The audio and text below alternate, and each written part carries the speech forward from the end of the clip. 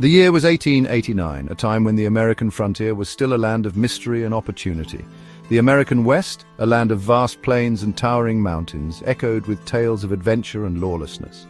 It was a place where legends were born and stories of bravery and treachery were told around campfires.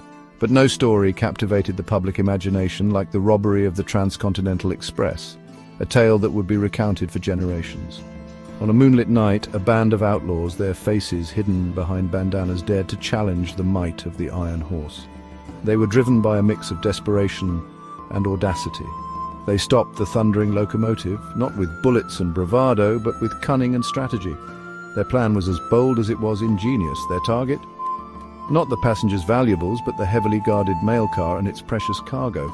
This cargo was rumored to be worth a fortune. This was no ordinary train robbery. It was a heist that required meticulous planning and flawless execution. This was a meticulously planned operation, orchestrated by a shadowy figure known only as the Engineer. His identity remains a mystery to this day.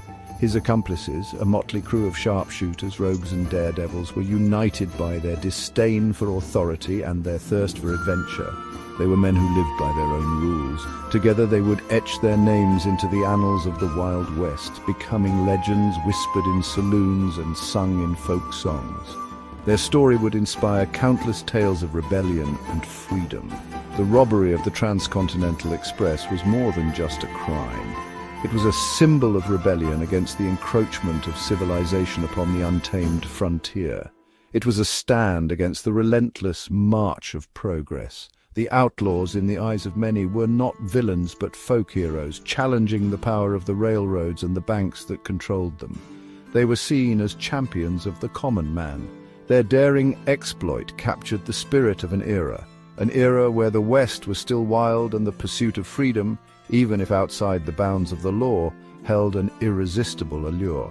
It was a time when the line between right and wrong was often blurred and the quest for adventure was paramount. At the heart of this audacious heist was a trio of individuals as different as the landscapes they called home. Each one brought a unique set of skills and a storied past that made them legends in their own right. First among them was the Engineer, a man shrouded in mystery. His true origins were the subject of much speculation and intrigue. Rumors of his past swirled like dust devils in the wind, each tale more fantastical than the last. Some whispered he was a disgraced Southern gentleman, his spirit broken by the Civil War, a man who had lost everything and turned to a life of crime as a last resort. Others claimed he was a former railroad man, driven to a life of crime by the injustices he witnessed. The railroads, once a symbol of progress, had become a source of his disillusionment. Whatever his true identity, the Engineer possessed a keen intellect and an uncanny understanding of the railroads, making him the mastermind behind the impossible. His plans were as intricate as the rail networks he once worked on. Then there was Colorado Kate, a woman as renowned for her beauty as for her skill with a six-shooter. Her reputation preceded her wherever she went. Orphaned at a young age, Kate learned to survive in the rough mining towns of the Rockies. She grew up fast, her childhood stolen by the harsh realities of frontier life. She was as comfortable in a saloon brawl as she was on horseback, her quick wit and even quicker draw earning her the respect and fear of even the most hardened outlaws.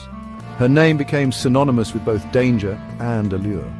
Kate joined the Engineer's gang, not for the money, but for the thrill of the unknown and the chance to prove her mettle. She sought adventure and a place where her talents could shine. Completing the trio was Whispering Jack, a half-Native American tracker and scout whose knowledge of the land was second to none. His skills were unparalleled, making him an invaluable asset. Jack had grown up on the plains, learning the secrets of the wilderness from his tribe. His connection to the land was deep and spiritual. But tragedy struck when a band of ruthless cattle barons drove his people from their ancestral lands. The loss fueled a fire within him, a desire for justice that could not be quenched.